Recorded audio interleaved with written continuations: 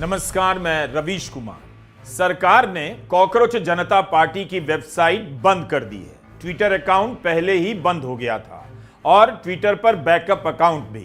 इसके संस्थापक अभिजीत दीपके ने दावा किया है कि सरकार ने उनकी उस आइकॉनिक वेबसाइट को बंद कर दिया जिस पर 10 लाख कॉकरोचों ने साइन किया था और 6 लाख कॉकरोचों ने शिक्षा मंत्री धर्मेंद्र प्रधान के इस्तीफे की मांग की थी। अभिजीत दीपके ने कहा है कि सरकार कॉकरोचों से क्यों डर गई है। सरकार के तानाशाही रवैये से अब भारत के युवाओं की आंखें खुल जाएंगी। हमारा अपराध क्या यही है कि हम बेहतर भविष्य की मांग कर रहे थे, लेकिन आप हमें यूं ही नहीं मिटा सकते। हम नई वेबसाइट लेकर आएंगे क्योंकि कॉकरोच कभी मरते नहीं। इससे पहले अभिजीत ने लिखा था कि उनका इंस्टाग्राम पेज भी हैक हो गया है और इसके बाद से जो भी पोस्ट आएगी उनकी आधिकारिक राय नहीं मानी जानी चाहिए। इसके लोकप्रिय होते ही बंद किए जाने की बातें चलने लगी थीं। मीडिया में खुफिया विभाग के हवाले से ऐसी खबरें भी आईं और कॉकरोच जनता पार्टी को राष्ट्रीय सुरक्षा के लिए खतरा बताया जाने लगा। इस खबर में कहा गया कि खुफिया विभाग ने मैती विभाग को इनपुट दिए हैं, जिसके आधार पर ट्विटर का अकाउंट बंद किया गया और कहा गया कि भारत की संप्रभुता के लिए कॉकरोच जनता पार्टी खतरा है। इंडियन एक्सप्रेस ने यह खबर सूत्रों के हवाले से छापी। मगर ऐसा कई बार पहले भी आंदोलनों के साथ हो चुका है। नोएडा के ही मजदूरों के आंदोलन में विदेशी ताकतों का हाथ निकाल लाया गया। 6 साल पहले किसानों के आंदोलन के समय भी ठीक यही हुआ। गोदी मीडिया ने आतंकवाद से जोड़ दिया। उससे पहले नागरिकता संशोधन अधिनियम कानून के खिलाफ आंदोलन के समय भी यही सब कहा गया कि बाहरी ताकतों का हाथ है, राष्ट्रीय सुरक्षा को यह खतरा है। आज तक उस आंदोलन में भाग लेने वाले कई लोग जेल में बंद हैं। उमर खालिद, शर्जिल इमाम जेल में हैं, जमानत नहीं मिली। इन आंदोलनों से पहले राष्ट्रीय सुरक्षा का खतरा बताकर केरलम के एक चैनल मीडिया वन को इसी तरह बंद कर दिया गया। कई महीनों की कानूनी लड़ाई के बाद सुप्रीम कोर्ट ने चैनल से बैन हटाया। केरलम के बीजेपी प्रमुख राजीव चंद्रशेखर ने कॉकरोच जनता पार्टी को प्रधानमंत्री नरेंद्र मोदी और भारत के खिलाफ सीमा पार से चलने वाले ऑपरेशन का क्लासिक केस बता दिया है, जिसका मकसद विपक्ष की मदद करना और भारत को अस्थिर करना है। लेकिन ऐसी भी खबर है कि पाकिस्तान में भी कॉकरोच जनता पार्टी बन गई है। उसके पीछे किसका हाथ हो सकता है? इस तरह की बातें कॉकरोच जनता पार्टी को लेकर की जा रही हैं। राष्ट्रीय सुरक्षा के लिए खतरा बताया जा रहा है। तृणमूल सांसद महुआ मोइत्रा ने कहा है कि हमारी सरकार युवाओं से इतना डरी हुई है कि ऑनलाइन आंदोलन से भी घबरा गई। कम से कम जनता यह तो समझे कि विपक्ष हर दिन किन स्थितियों का सामना कर रहा है। यह लोकतंत्र नहीं, फांसीवाद है। अगर सरकार कॉकरोच जनता पार्टी को लेकर आधिकारिक रूप से कुछ स्टैंड लेती है तो उसका इंतजार करना चाहिए कि इन सब आरोपों के बदले क्या कहती है। दिक्कत यही है कि सरकार आधिकारिक रूप से कुछ कहती भी नहीं, जबकि 1 सप्ताह से यह मामला चल रहा है। मैं इस वीडियो में उस माहौल और समय की बात करूंगा जो हमारे आपके सामने है। कॉकरोच जनता पार्टी के पक्ष में कई लोगों ने कहा कि कॉमेडी ही तो है, कॉमेडी लोकतंत्र की अभिव्यक्ति है, सरकार को इसे गंभीरता से लेने की जरूरत नहीं। जनता अगर कुछ कहना चाहती है उसकी बात सुन लेनी चाहिए। मगर इस तरह की दलील देने वाले सारे लोग भूल गए कि पिछले 12 साल में कॉमेडी करने वालों के साथ क्या क्या हुआ। उन पर मुकदमे हुए, जेल में डाले गए, कॉमेडी छोड़ देनी पड़ी और आज तक केस लड़ रहे हैं। इसके बाद भी युवाओं ने कॉमेडी करनी चाहिए और उन्हें 1 सप्ताह का समय मिला। उसके लिए आज के भारत में उन्हें शुक्रगुजार तो होना ही चाहिए। उन्हें सरकार और सिस्टम पर व्यंग्य करने के लिए सब कुछ करने का मौका मिला जो वो ऑनलाइन कर सकते थे, जैसे मीम बनाना, फॉलो करना, लाइक करना, शेयर करना, गाने बनाना। एक उदाहरण आपको अमेरिका से देना चाहूंगा। सीबीएस न्यूज चैनल के मशहूर एंकर थे स्टीफन कॉलबेयर। 11 साल तक उनका daily show the late night with Stephen Colbert रात को आता रहा। अमेरिका की जनता टूटकर देखा करती थी। इस प्रोग्राम में वे अपनी कॉमेडी से बड़ी बड़ी खबरों पर कमेंट किया करते रहे, ट्रंप को निशाना बनाते रहे। उनकी कॉमेडी से ट्रंप को दिक्कत होने लगी और पिछले साल जुलाई में खबर आई कि सीबीएस उनका शो बंद करने जा रहा है। 21 मई की रात उनके शो का आखिरी संस्करण एयर हुआ और अब उनका शो खत्म हो गया है। अब ट्रंप ने एआई से बना यह वीडियो जारी किया है जिसमें वह स्टीफन कोलबेयर को कचरे के डिब्बे में खुद उठाकर फेंक रहे, यानी जनता से छिपा भी नहीं रहे कि कोलबेयर का प्रोग्राम बंद करने के पीछे कौन है। मतलब एक राष्ट्रपति इस बात का सुख ले रहा है, एक पत्रकार, एक कॉमेडियन को उन्होंने कचरे के डिब्बे में फेंक दिया। दुनिया के हर देश में इस तरह का तमाशा हर रोज चल रहा है और जनता का ही एक बड़ा वर्ग इस खतरनाक तमाशे पर ताली बजा रहा है। कॉकरोच जनता पार्टी सिस्टम के प्रति उनके भीतर जो भी असंतोष रहा हो उसकी अभिव्यक्ति को बाहर लाने के लिए सरकार ने कुछ समय तो दिया, उसके लिए सभी को शुक्रगुजार होना चाहिए। यहां तो एक झटके में वीडियो डिलीट करवा दिए जाते हैं। ऐसे कानून लाने की तैयारी हो रही है जिसकी मदद से 3 घंटे के भीतर किसी का वीडियो हटवाया जा सकता है। सरकार हर दिन एक कदम आगे बढ़ती जा रही है।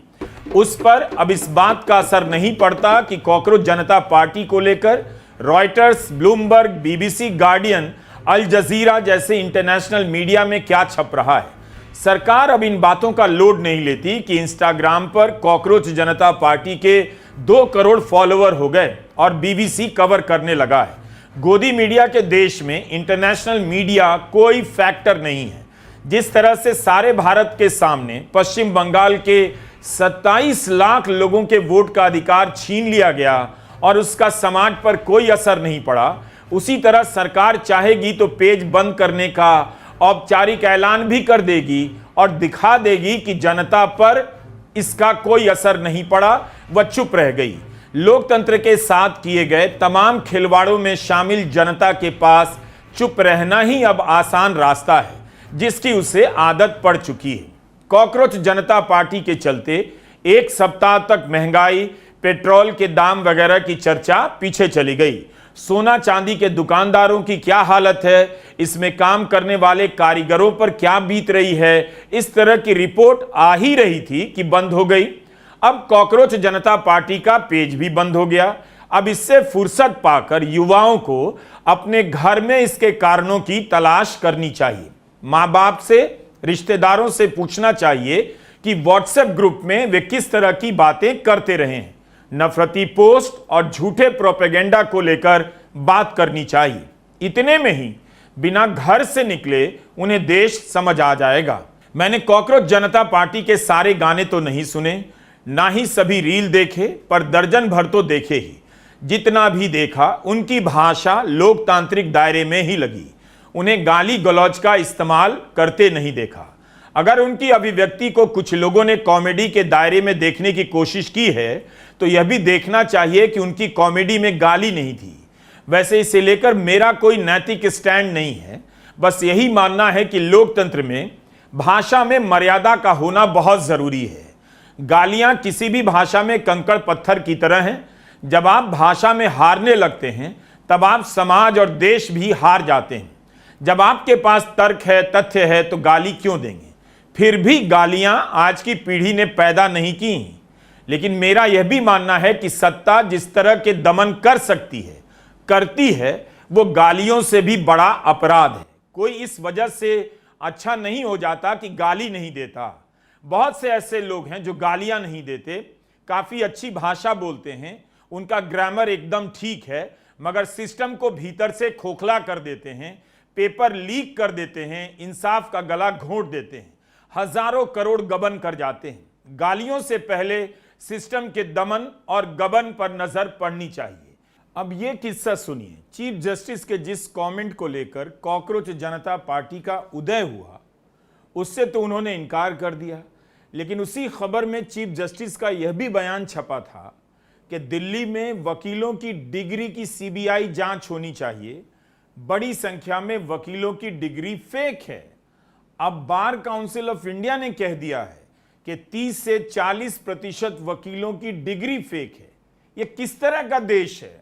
इस बात से तो हड़कंप मच जाना चाहिए था। ज्यादा बहस इस पर होनी चाहिए थी। ईडी, सीबीआई सब लगा देना चाहिए था।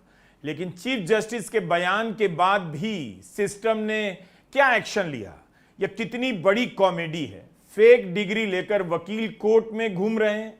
भारत के प्रधानमंत्री मोदी की डिग्री सार्वजनिक किए जाने का मामला कितने साल से कोर्ट में चला। अगर कोई कॉमेडी में गाली का विरोध कर रहा है तो यह भी देखिए कौन कर रहा है। 2014 के बाद से मोदी समर्थकों ने अपनी राजनीतिक भाषा में नई नई गालियों का बहुत इस्तेमाल किया।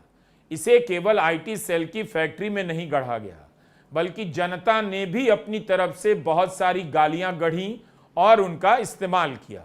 कंप्यूटर के कीबोर्ड की दूसरी लाइन में मौजूद जो संकेतक होते हैं, हैशटैग और स्टार के इस्तेमाल से बहुत सारी गालियां लिखी जाने लगी। गालियों के समानार्थी शब्द बनाए गए, अक्षरों को आगे पीछे लिखा जाने लगा, गालियां बनाई जाने लगी। 2014 के बाद से बोली जाने वाली गालियों की जगह लिखी जाने वाली गालियों की भरमार हो गई। इसके अलावा मीम में भी विरोधियों की अभद्र और अश्लील तस्वीरें बनाई गई। धर्म और राष्ट्रवाद की राजनीति में शामिल लोगों ने तुरंत उसे अपनाया और व्हाट्सएप ग्रुप में शेयर करना शुरू कर दिया। अब वही लोग कॉमेडियन की गाली को भारत की संस्कृति के खिलाफ बता रहे हैं। जैसे ही कॉमेडियन ने सरकार का मजाक उड़ाना शुरू किया, समाज का समर्थन पाकर गुंडों का उत्साह बढ़ गया। शहर शहर कॉमेडी शो के बीच तोड़फोड़ होने लगी। इस पूरे संदर्भ को गायब कर कहा जा रहा है कॉकरोच जनता पार्टी एक तरह की कॉमेडी है और कॉमेडी लोकतंत्र की खूबसूरती है। उसे लेकर सरकार को परवाह नहीं करनी चाहिए। यहां मैं समय रैना के एक वीडियो का जिक्र करना चाहता हूं। समय रैना का वीडियो और कॉकरोच जनता पार्टी दोनों का समय आसपास का ही है। अप्रैल के महीने में समय रैना ने जब अपनी वापसी की तो 1.5 घंटे का एक वीडियो अपलोड किया। यूं तो वो लाइव शो था जो बेंगलुरु में हुआ। YouTube पर इस वीडियो को एक महीने में 61 मिलियन व्यूज मिले हैं। एक महीने में 6 करोड़ से अधिक व्यूज। वीडियो का विश्लेषण तो बहुत लंबा हो जाएगा। मेरा संदर्भ बहुत सीमित है और कॉकरोच जनता पार्टी से जुड़ा है। इस वीडियो में समय रैना जिस तरह से कॉमेडी करने की सजा की बात करते हैं वह सब पर लागू होता है।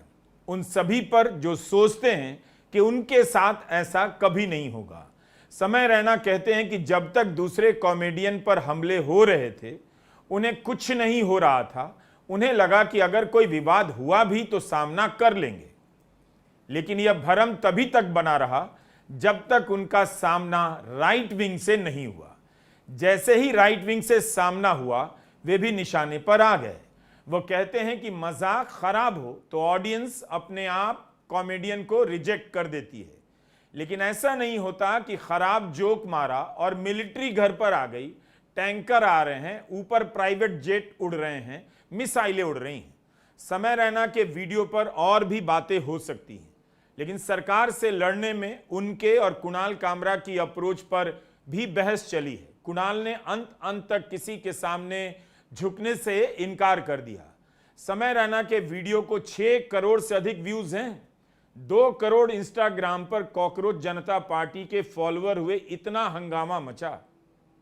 पूरे वीडियो में कैमरे पर केवल समय रैना दिखाई देते हैं, केवल वही। हर बात में जमकर हंसी की आवाज आपको सुनाई देती है, मगर जो जनता हंस रही है उसका चेहरा ही नजर नहीं आता, ना दिखाया जाता है। यह कॉमेडी का अपना फॉर्मेट हो सकता है, कॉमेडी के दुनिया में यह चल सकता है, लेकिन जब पब्लिक से कहा जाए चलिए आपको खूब हंसना है, हंसते हुए आपका चेहरा कैमरे पर दिखाया जाएगा, तो क्या भारत की जनता कॉमेडी सुनने जाएगी? यह कितना दुखद है कि भारत की जनता अपना चेहरा दिखाने का साहस नहीं कर पा रही। जब सरकार एक कॉमेडियन पर होने वाले हमले का विरोध नहीं कर पाई, सरकार की ही तरफ से मुकदमे लाद दिए गए, तब उस सरकार से उम्मीद करने वाले खुद को और युवाओं को धोखा देने लगे कि कॉकरोच जनता पार्टी को कॉमेडी के सेगमेंट में स्वीकार कर लिया जाएगा। अब कॉकरोच जनता पार्टी का ट्विटर हैंडल भारत में बंद कर दिया गया। इस बहाने भारत के युवाओं को पता तो चला होगा सोशल मीडिया उनकी अपनी जगह है नहीं, उनका अकाउंट बंद हो सकता है, वीडियो डिलीट हो सकता है, पुलिस भी आ सकती है। उन्हें पता होना चाहिए कि जब इस लोकतंत्र में वे धर्म की राजनीति में बेखबर हो चुके थे, तभी सरकार ने अकाउंट बंद करने, डिलीट करने का प्रयोग सफलतापूर्वक कर लिया था। अब अगर उनका अकाउंट निशाने पर आता है तो उन्हें इसका अनुभव होना चाहिए कि आज का भारत कैसा हो गया है। इस लोकतंत्र में युवाओं को कॉकरोच बनकर ही जीना पड़ेगा। सबकी नजरों से दूर, सबकी नजरों से बचकर अपनी अभिव्यक्ति के जज्बे को आने वाले किसी और वक्त के लिए बचाए रखना होगा।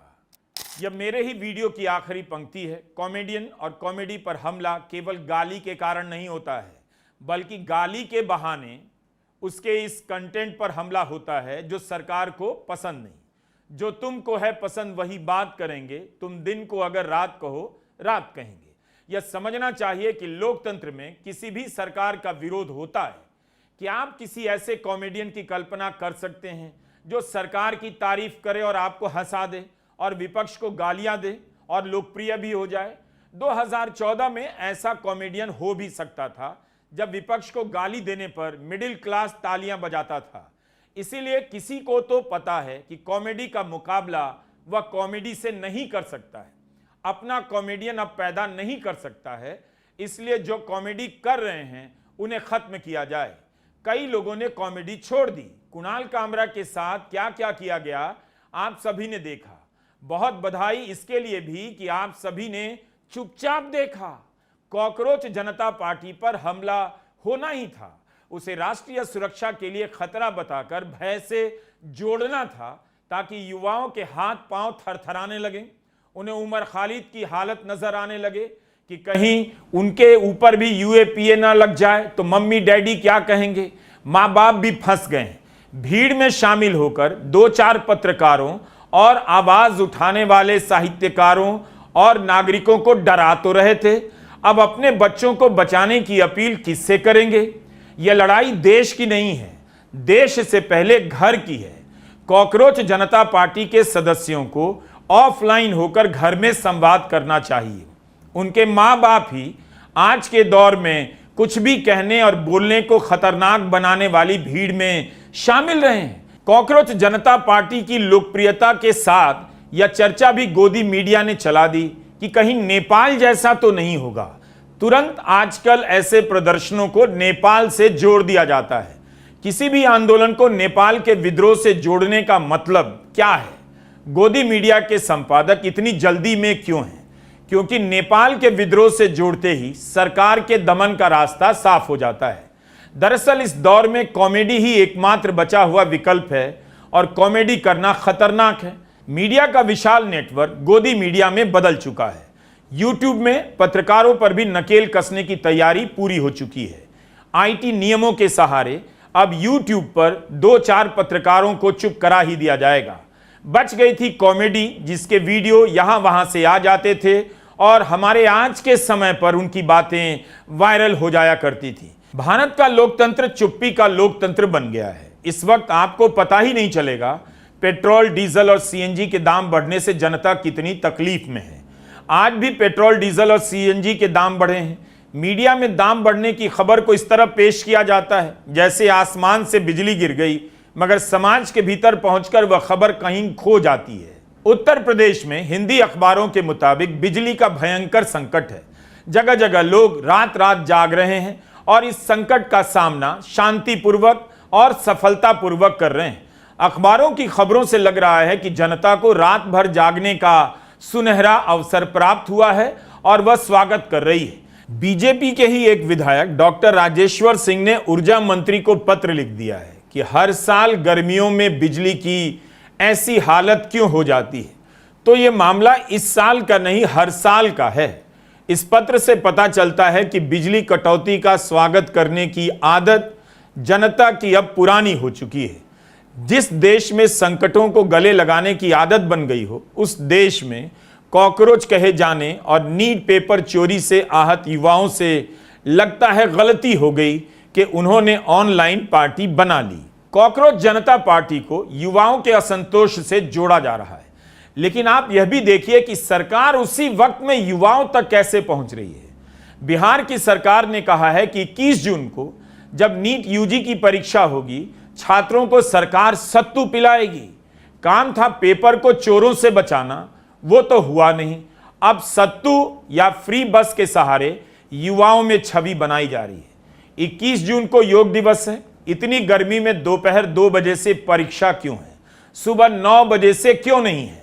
बिहार सरकार को अगर सत्तू पिलाने की फिक्र है तो उसे सुबह की पाली में परीक्षा कराने की मांग करनी चाहिए थी। जल्दी ही गोदी मीडिया आपको गर्मी में सत्तू पीने के फायदे बताएगा। कुल मिलाकर जनता अपनी मांग को लेकर सरकार के दरवाजे तक नहीं पहुंच पाती, मगर सरकार सत्तू का गिलास लेकर उसके घर तक में घुस जाती है। यही हमारे समय की कॉमेडी है। नमस्कार, मैं रवीश कुमार।